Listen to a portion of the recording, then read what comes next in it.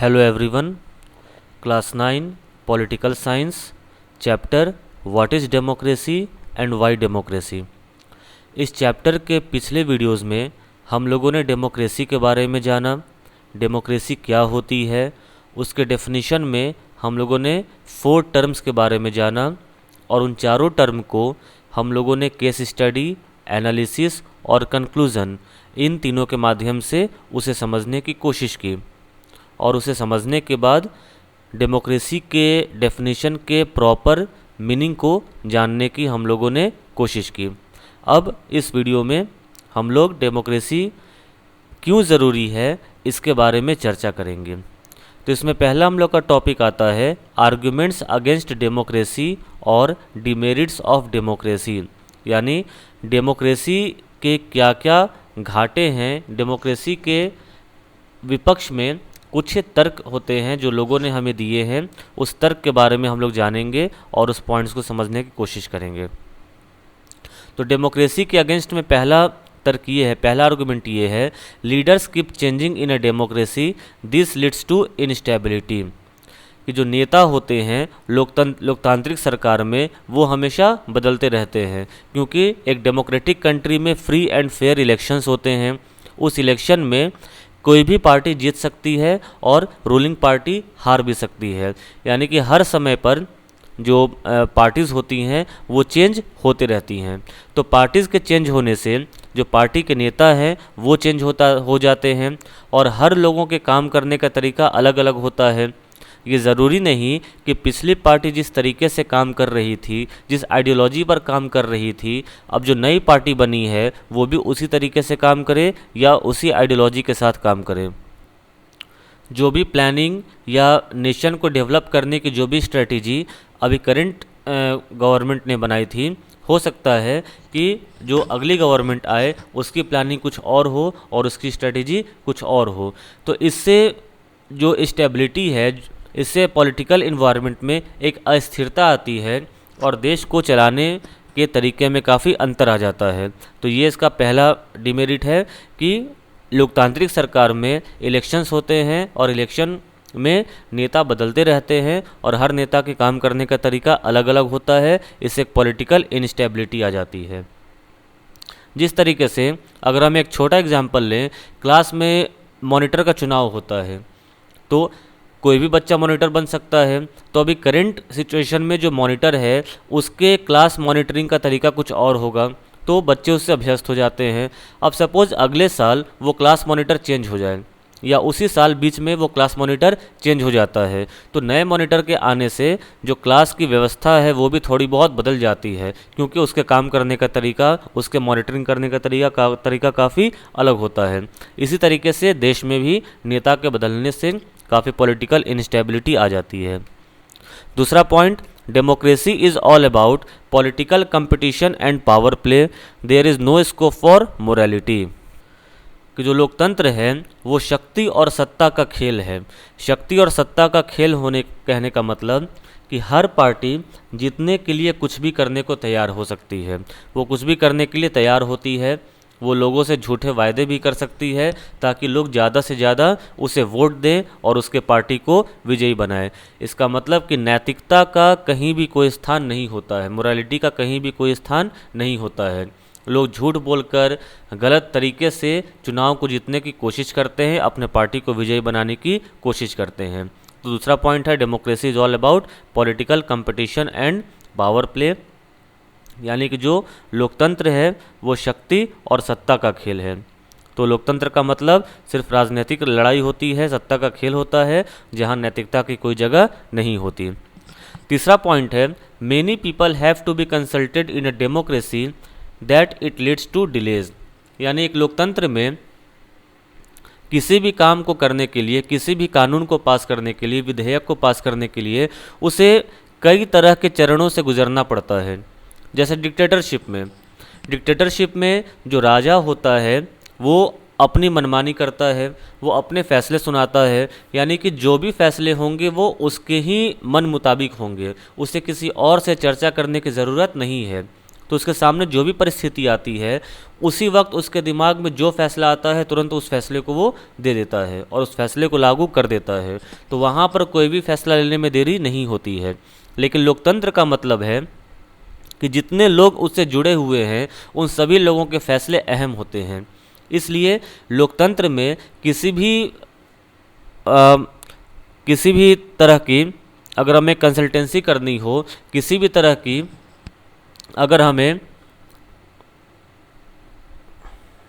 Decision लेना हो, फैसला लेना हो, तो उसमें काफ़ी देर हो जाती है। जैसे सिंपल सा अगर हमें कोई कानून पास करना हो तो सबसे पहले लोकसभा के 2/3 बहुमत से पास होना ज़रूरी है। लोकसभा में बहुमत पास होने के बाद वो कानून राज्यसभा के पास जाता है।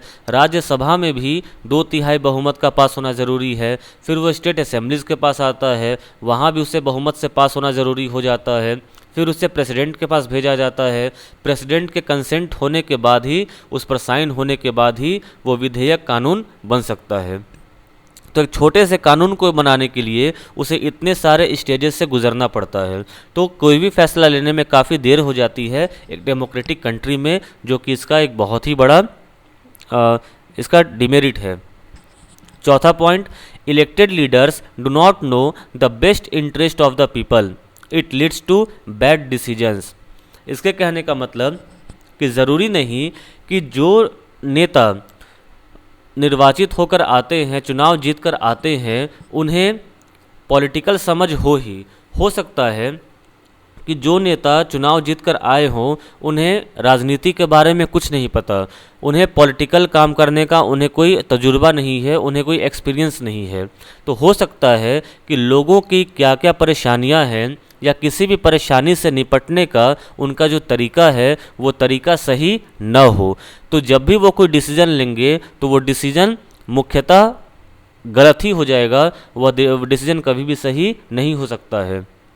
तो ये कोई ज़रूरी नहीं कि जो चुनाव लड़ रहे हैं उनके अंदर राजनीतिक सूझबूझ हैं ही, उनके अंदर कूटनीति हो सकता है वो नौसिखिए हों, उन्हें राजनीति के बारे में कुछ नहीं पता, लेकिन चुनाव जीतने पर यदि वो हमारे शासन तंत्र का हिस्सा बनते हैं तो वो कभी भी सही निर्णय नहीं ले सकते हैं किसी भी परिस्थिति में, और इसका नतीजा ये होता है कि लोगों के इंटरेस्ट में कोई काम नहीं हो पाता। और पांचवा पॉइंट है, democracy leads to corruption for it is based on electoral competition. कि जैसा कि पहले हमने चर्चा की कि डेमोक्रेसी में ये शक्ति और सत्ता का खेल है। यहाँ पर कोई भी पार्टी चुनाव जीतने के लिए किसी भी गलत तरीके का इस्तेमाल कर सकती है। अगर उसका मुद्दा ये हो जाए कि किसी भी तरह से बस चुनाव जीत लेना है तो वो किसी भी तरह के गलत तरीकों का इस्तेमाल कर सकता है चुनाव को जीतने के लिए। जैसे पैसे खिलाकर अपने वोटर खरीद सकता है, या अपने चुनावी भाषण में लोगों से झूठे वायदे कर सकता है, या जैसे कभी कभी हम लोगों ने न्यूज़ में सुना है कि बूथ कैप्चर हो जाते हैं, यानी कि वो जो गुंडे होते हैं, नेता के जो गुंडे होते हैं वो गुंडे जाकर बूथ कैप्चर कर लेते हैं और उसी नेता के पक्ष में वोट कराते हैं। तो किसी भी बहुत तरह के गलत तरीकों का इस्तेमाल करके जो राजनेता होते हैं वे अपने पार्टी को जिताने का इंतजाम करते रहते हैं, जो कि सही नहीं होता। एक डेमोक्रेटिक कंट्री में नेता चुनाव जीतने के लिए कुछ भी कर सकते हैं, इसलिए इसे शक्ति और सत्ता का खेल कहा गया है। तो चुनाव जीतने के लिए वो करप्शन का इस्तेमाल करते हैं, वो भ्रष्टाचार का इस्तेमाल करते हैं, गलत तरीकों का इस्तेमाल करते हैं। तो यहाँ पर हम लोगों ने देखा कि लोकतंत्र की क्या क्या खामियां हैं, उसके अगेंस्ट में हम लोगों ने कुछ आर्गूमेंट्स देखे, जिसमें हम लोगों ने पढ़ा कि लोकतंत्र में जब भी चुनाव होता है तो लोग उसमें नेता बदलते रहते हैं, इससे अस्थिरता पैदा होती है। दूसरा, लोकतंत्र का मतलब सिर्फ राजनीतिक लड़ाई और सत्ता का खेल है, यहाँ नैतिकता की कोई जगह नहीं होती।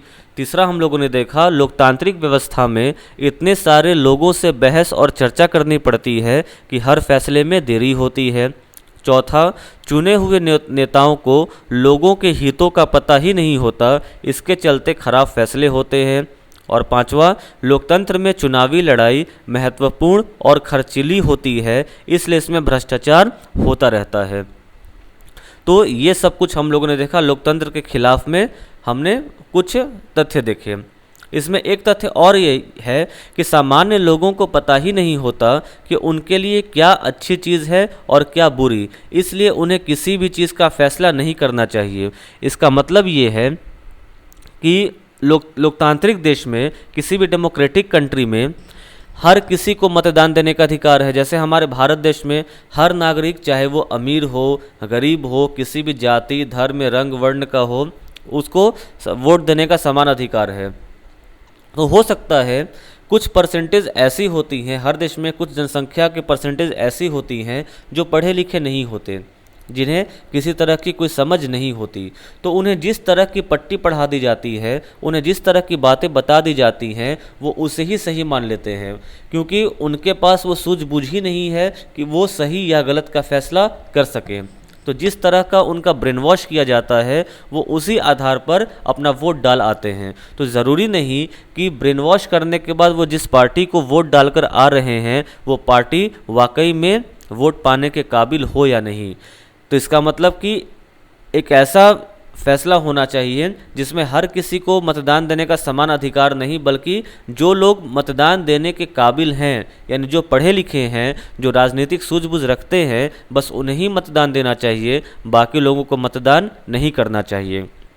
लेकिन डेमोक्रेटिक कंट्री में ये पॉसिबल नहीं है, क्योंकि ये कंट्री अगर डेमोक्रेटिक है तो जाहिर सी बात है कि वहाँ पर हर लोगों को समान अधिकार प्राप्त होगा। तो इस तरीके से हमने लोकतंत्र के खिलाफ में बहुत सारी खामियों को देखा। ये काफ़ी इंपॉर्टेंट पॉइंट्स हैं, क्योंकि इसे डायरेक्ट क्वेश्चन आते हैं एग्जामिनेशन में कि what are the arguments against democracy और what are the demerits of democracy, direct question आते हैं। तो इन टॉपिक्स को याद कर लेना ज़्यादा बेहतर होगा। अब आगे हम लोग आते हैं कि इसके बारे में समझते हैं कि निश्चित रूप से लोकतंत्र सभी समस्याओं को खत्म करने वाली जादू की छड़ी नहीं है। लोकतंत्र ने हमारे देश में या दुनिया के अन्य हिस्सों में भी गरीबी नहीं मिटाई है। सरकार के स्वरूप के तौर पर लोकतंत्र सिर्फ इसी बुनियादी चीज़ को देखता है कि लोग अपने बारे में खुद फैसला करें। इससे इस बात की गारंटी नहीं हो जाती कि उनके सभी फैसले अच्छे ही होंगे। लोग गलतियां भी कर सकते हैं। इन फैसलों में लोगों को भागीदार बनाने से फैसलों में देरी होती है। यह भी सही है कि लोकतंत्र में जल्दी जल्दी नेतृत्व परिवर्तन होता है। कई बार बड़े फैसले और सरकार की कार्यकुशलता पर भी इसका बुरा असर होता है। इन तर्कों से यह लगता है कि हम लोकतंत्र का जो रूप देखते हैं वह सरकार का आदर्श स्वरूप नहीं हो सकता, पर वास्तविक जीवन में हमारे सामने यह सवाल नहीं होता। वहाँ सवाल यह होता है कि क्या हमारे पास सरकार के स्वरूपों में जो विकल्प उपलब्ध है, उनमें लोकतंत्र किसी भी दूसरे से बेहतर है या नहीं। अब हम ये जानने की कोशिश करते हैं कि क्या वाकई में लोकतंत्र जो है, लोकतंत्र का जो ऑप्शन हमारे सामने है, क्या वो दूसरे किसी भी व्यवस्था से बेहतर है या नहीं है। इसको जानने के लिए हमें लोकतंत्र की खूबियों को जानना पड़ेगा। अभी हम लोगों ने लोकतंत्र की खामियों को जाना, अब हम समझते हैं कि लोकतंत्र की खूबियाँ क्या है, यानी कि डेमोक्रेसी के पक्ष में, फेवर में क्या आर्गूमेंट्स हैं या डेमोक्रेसी के मेरिट्स क्या हैं। हम लोग इसके बारे में जानने और समझने की कोशिश करते हैं। तो पहला पॉइंट है, डेमोक्रेटिक गवर्नमेंट इज़ अकाउंटेबल और रिस्पॉन्सिबल फॉर्म ऑफ गवर्नमेंट। कि जो डेमोक्रेटिक गवर्नमेंट है वह एक जवाबदेही वाला स्वरूप है किसी भी शासन व्यवस्था का। कहने का मतलब, इसके लिए हम एक उदाहरण देखेंगे कि चीन में 1958 से 68 के दौरान पड़ा अकाल विश्व इतिहास का अब तक का ज्ञात सबसे भयावह अकाल था। इसमें करीब 3 करोड़ लोग भूख से मरे। उन दिनों भारत की आर्थिक स्थिति चीन से कोई बहुत अच्छी नहीं थी, फिर भी भारत में चीन के समान अकाल और भूखमरी की स्थिति नहीं आई। अर्थशास्त्रियों का यह भी मानना है कि ऐसा दोनों देशों के सरकारी नीतियों के अंतर के कारण हुआ। भारत में लोकतांत्रिक व्यवस्था होने से भारत सरकार ने खाद्य सुरक्षा के मामले में जिस तरह से काम किया है, वैसा करने की ज़रूरत चीनी सरकार ने महसूस नहीं की। अर्थशास्त्रियों का यह भी कहना है कि किसी भी स्वतंत्र और लोकतांत्रिक देश में कभी भी बड़ा अकाल और बड़ी संख्या में भूखमरी नहीं हुई है। अगर चीन में भी बहुदलीय चुनावी व्यवस्था होती, विपक्षी दल होता और सरकार की आलोचना कर सकने वाली स्वतंत्र मीडिया होती तो इतने सारे लोग भूख से नहीं मर सकते थे। यह उदाहरण लोकतंत्र को सर्वश्रेष्ठ शासन पद्धति बताने वाली विशेषताओं में से एक को बहुत स्पष्ट ढंग से सामने लाता है। लोगों की ज़रूरत के अनुरूप आचरण करने में मामले में लोकतांत्रिक शासन प्रणाली किसी भी अन्य प्रणाली से बेहतर है।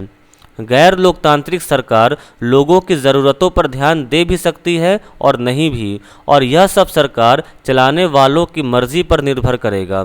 अगर शासकों को कुछ करने की ज़रूरत नहीं लगती और उनको लोगों की इच्छा के अनुरूप काम करने की ज़रूरत नहीं है, पर लोकतंत्र में यह ज़रूरी है कि शासन करने वाले आम लोगों की ज़रूरतों पर तत्काल ध्यान दें। तो इससे हम लोग कह सकते हैं कि लोकतांत्रिक शासन पद्धति दूसरों से बेहतर है, क्योंकि यह शासन का अधिक जवाबदेही वाला स्वरूप है। यह ज़्यादा अकाउंटेबल है, क्योंकि यहाँ पर जो शासन व्यवस्था में बैठे हुए हैं उन्हें लोगों की ज़रूरतों पर ध्यान देना ही देना है, वो अपनी मर्जी से शासन नहीं कर सकते हैं। दूसरा पॉइंट है इसके फेवर में, democracy improves the quality of decision making, यानी कि लोकतंत्र बेहतर निर्णय लेने की संभावना बढ़ाता है। कहने का मतलब, गैर लोकतांत्रिक सरकारों की तुलना में लोकतांत्रिक सरकारों के बेहतर फैसले करने का एक अन्य कारण भी है। लोकतंत्र का आधार व्यापक चर्चा और बहसें हैं। लोकतांत्रिक फैसले में हर दम ज़्यादा लोग शामिल होते हैं, चर्चा करके फैसले होते हैं, बैठकें होती हैं। अगर किसी एक मसले पर अनेक लोग की सोच लगी हो तो उसमें गलतियों की गुंजाइश कम से कम हो जाती है। इसमें कुछ ज़्यादा समय ज़रूर लगता है, लेकिन महत्वपूर्ण मसलों पर थोड़ा समय लेकर फैसला करने में एक अपने लाभ भी हैं। इससे ज़्यादा उग्र और गैर जिम्मेदार फैसला लेने की संभावना घटती है।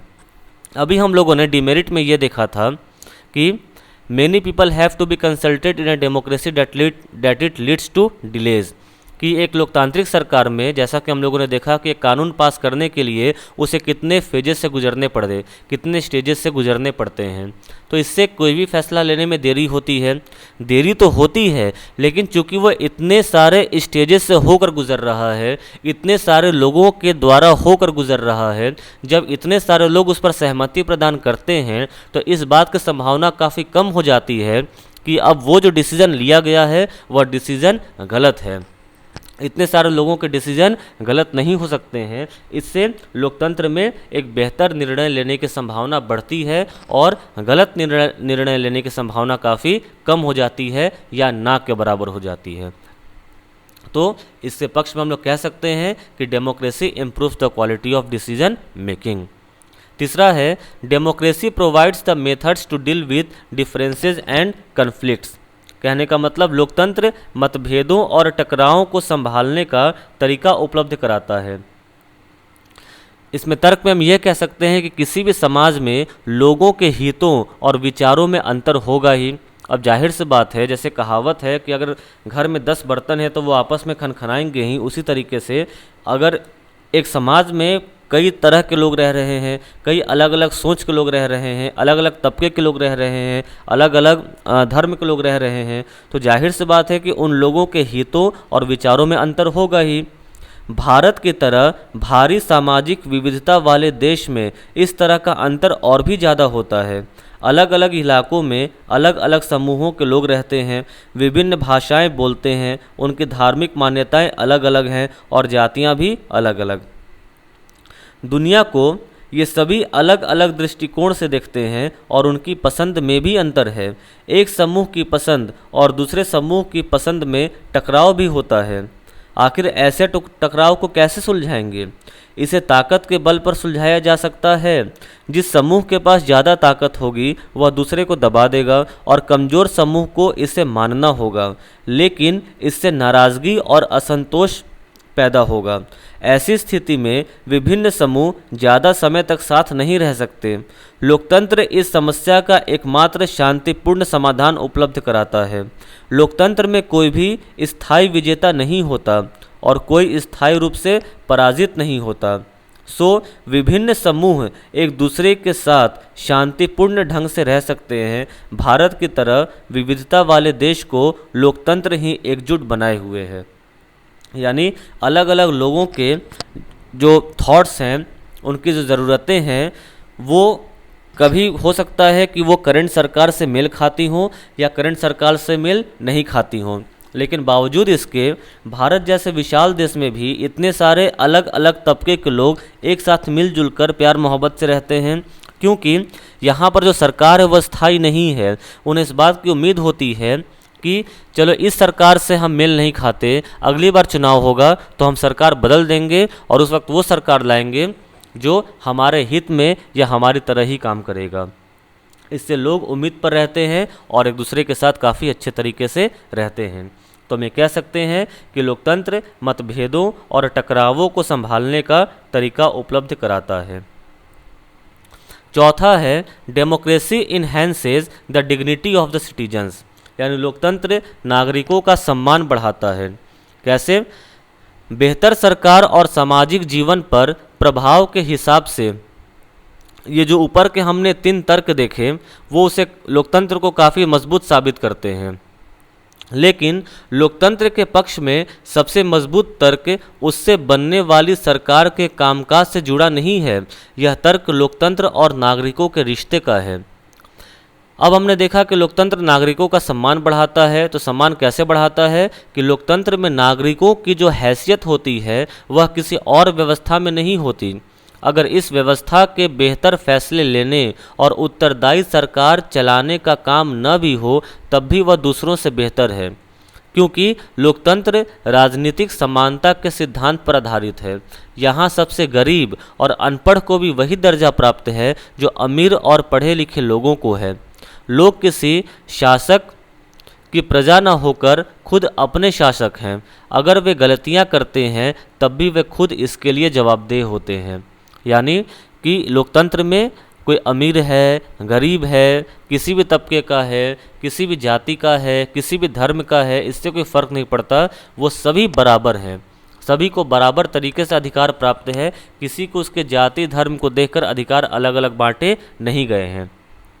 तो इससे क्या होता है कि नागरिकों का जो सम्मान है वह खुद ब खुद बढ़ता है। नागरिक खुद ब खुद को एक सम्मानित व्यक्ति महसूस करते हैं लोकतांत्रिक देश में। और अंतिम है कि democracy allow citizens to correct its own mistakes, कि लोकतांत्रिक व्यवस्था दूसरों से बेहतर है क्योंकि इसमें हमें अपनी गलती ठीक करने का अवसर भी मिलता है।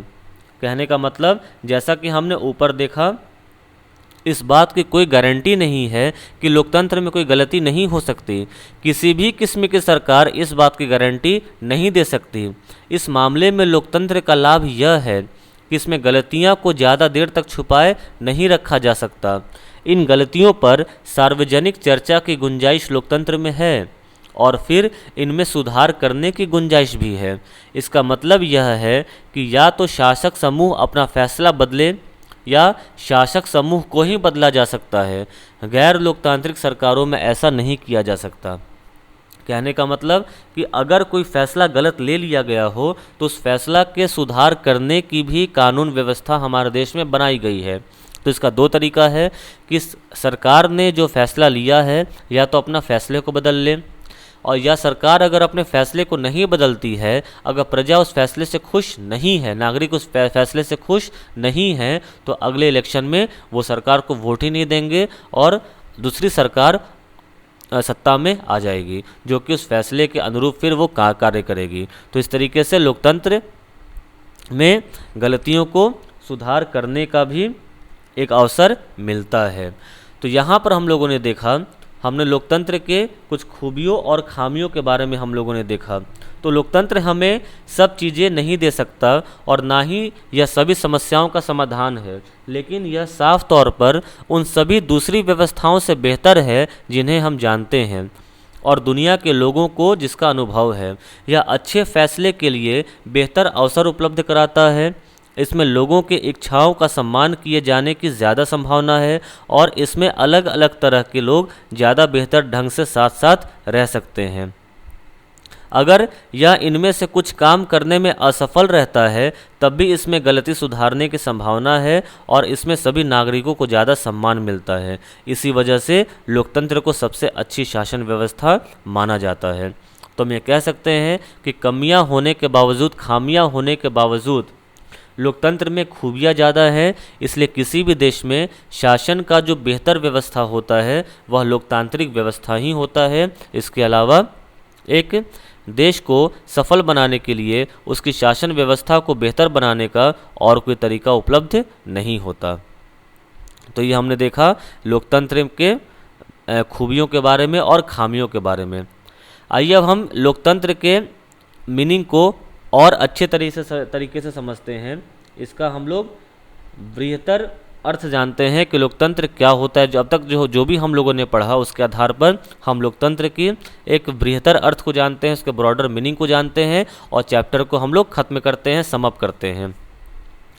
तो ब्रॉडर मीनिंग में पहला पॉइंट ये है, the most common form of democracy in today's world is rule through people's elected representatives. कि लोकतंत्र में शासन व्यवस्था का सबसे आम तरीका यह है कि लोग खुद ही चुनाव करते हैं कि उनके ऊपर शासन कौन करेगा। This form of democracy is called representative democracy. और इस तरह के लोकतंत्र को प्रतिनिधित्व लोकतंत्र कहा जाता है। प्रतिनिधित्व लोकतंत्र का मतलब in representative democracy a majority is allowed to take decisions on behalf of the people. यानी कि इस तरह के लोकतांत्रिक व्यवस्था में जो बहुसंख्यक होते हैं, यानी वोट देने में जिस पार्टी की मेजोरिटी ज़्यादा होती है उसे ही कोई भी निर्णय लेने का अधिकार होता है सभी लोगों के बिहाफ पर। Even the majority does not rule directly, the majority of people rule through their elected representatives. लेकिन जैसे मान लीजिए कि किसी एक पार्टी को सरकार बनाने के लिए लोकसभा में 2/3 बहुमत साबित करना होगा। सपोज हमारे देश के 2/3 लोगों ने किसी एक पार्टी को बहुमत बना दिया, तो वो 2/3 जो लोग हैं जिन्होंने बहुमत बनाया है उस पार्टी को, वो डायरेक्टली अपने ऊपर शासन नहीं करेंगे, बल्कि वो अपना एक प्रतिनिधि सत्ता में बैठाएंगे जो हमारे ऊपर शासन करेगा। जैसे प्राइम मिनिस्टर हुए, चीफ मिनिस्टर हुए, तो हम वोट तो उन्हें करते हैं। तो हम वोट करते हैं इसका मतलब ये नहीं कि हम सीधे सीधे अपने ऊपर शासन करेंगे, नहीं, बल्कि हमने जिस पार्टी को वोट किया है उस पार्टी का जो लीडर है वो हमारे ऊपर शासन करेगा। यानी कि वो हमारा चुना हुआ प्रतिनिधि है और प्रतिनिधि ही हमारे ऊपर शासन करेगा। इसे ही रिप्रेजेंटेटिव डेमोक्रेसी कहा जाता है। Representative democracy is necessary because, अब यह प्रतिनिधित्व लोकतांत्रिक व्यवस्था ज़रूरी है क्योंकि modern democracy involves such a large number of people that it is physically impossible for them to sit together and take a collective decision। कि आधुनिक लोकतंत्र में इतने सारे लोग हो गए हैं। अगर हम भारत का एग्जाम्पल लें तो भारत कोई छोटा सा देश तो है नहीं, यह काफ़ी बड़ा देश है और चूँकि देश बड़ा है तो इसकी जनसंख्या भी बहुत ज़्यादा होगी। अब मान लेते हैं कि हमारे भारत देश में कोई प्रतिनिधि है ही नहीं, न तो कोई चीफ मिनिस्टर है न तो कोई प्राइम मिनिस्टर है। हम जो जनता हैं हमें ही अपने बारे में सीधे सीधे तरीके से फैसला लेना है। अब चूँकि लोकतंत्र है तो फैसला हम अपने से खुद का ले नहीं सकते, बल्कि हमें देश में जितने भी लोग हैं उन सभी लोगों से चर्चाएं करके हमें फैसला लेना होगा। तो क्या ये संभव है कि देश में अगर 125 करोड़ की आबादी है तो उस पूरे 125 करोड़ लोग एक साथ बैठें और एक साथ चर्चा करें? तो यह तो सोचने में ही पॉसिबल लग सकता है, लेकिन प्रैक्टिकली ये पॉसिबल है ही नहीं कि इतने सारे लोग एक साथ बैठकर किसी मुद्दे पर चर्चा करें और फैसला लें। और दूसरा ये, the citizen does not have the time, the desire और the skills to take part in all the decisions. कि नागरिकों, अब हर लोग के पास हर तरह की प्रतिभा तो नहीं होती कि हर तरह के समस्या का समाधान खोज सकें, और न ही उनके पास इतना समय है। तो यहाँ 2 पॉइंट है कि यह असंभव कार्य है कि इतनी बृहद जनसंख्या के लोग एक साथ बैठकर किसी मुद्दे पर चर्चा करें और कोई फैसला दें, और ना ही उन लोगों के पास इतना समय है, ना ही उनके अंदर इतनी प्रतिभा है कि वह इस तरह का काम कर सकें। तो इस चीज़ से बचने के लिए, इसी वजह से वो अपना प्रतिनिधि ऊपर बैठा लेते हैं जो इन सब बातों का ख्याल रखता है और हमारे लिए फैसला लेता है जो हमारे लिए सही हो और उचित हो। इसलिए रिप्रेजेंटेटिव डेमोक्रेसी ज़रूरी होता है। और तीसरा और लास्ट पॉइंट ये है, this is the strength and weakness of democracy, the fate of the country depends not just on what the rulers do but mainly on what we as citizen do. कि democracy का जो strength है, जो मजबूती है और जो कमजोरी है वो एक ही है। वो क्या है कि हमने जो शासक चुने हैं तो उन शासकों के हाथ में हमारे देश का फेट नहीं होता, यानी हमारे देश का जो भविष्य है वो हमारे चुने हुए शासक के पास नहीं होता, बल्कि हम जनता के पास होता है। हम जनता ही निर्धारित करते हैं कि हमारा देश का भविष्य कैसा होना चाहिए। अगर हम जनता अच्छे तरीके से रहेंगे, हम अच्छा फैसला करेंगे तो हमारे देश का भविष्य अच्छा होगा, और जनता अगर फैसला ख़राब करेगी तो जाहिर सी बात है कि देश का जो भविष्य होगा वह कभी भी अच्छा नहीं हो सकता है। यानी ये डेमोक्रेसी का स्ट्रेंथ भी है और वीकनेस भी है। स्ट्रेंथ किस मायने में कि जनता अपने हितों को पहचान कर अपने सूझबूझ से उस नेता का प्रतिनिधित्व करती है जो उनके लिए सही तरीके से काम करे और उनका विकास करे। लेकिन जो प्रतिनिधि वो चुनती है वो जनता के ऊपर शासन तो करते हैं, लेकिन वो अपने मन मर्जी से कुछ भी नहीं कर सकते। ऐसा नहीं कि अब जो उनका मन करेगा वही करेंगे, वो करेंगे वही जो जनता के हित में होगा और उनसे चर्चा करके ही करेंगे। तो ये डेमोक्रेसी का स्ट्रेंथ भी है और वीकनेस भी है कि देश का जो फेट है, देश का जो भविष्य है वह शासक के हाथ में नहीं बल्कि वहाँ रहने वाले जनता के हाथ में है। तो इस तरीके से हमने समझा कि डेमोक्रेसी क्या है, लोकतंत्र क्या है और लोकतंत्र क्यों ज़रूरी है। ये चैप्टर यहाँ पर ख़त्म होता है। अगर इस चैप्टर में कहीं भी कोई परेशानी हो तो कमेंट सेक्शन में कमेंट कर सकते हैं, वहाँ पर आपको इसका जवाब मिल जाएगा। Thank you.